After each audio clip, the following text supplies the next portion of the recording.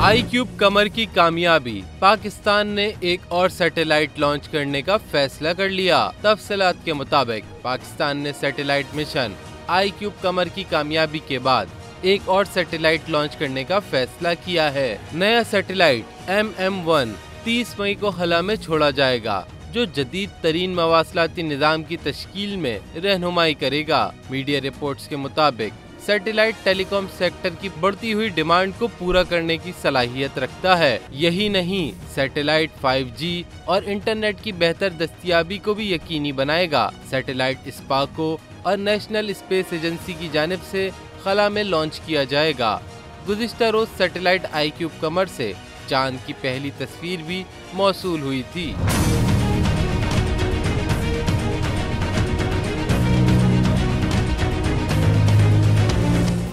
Subscribe करें और bell दबाएं ताकि कोई खबर रह न जाए।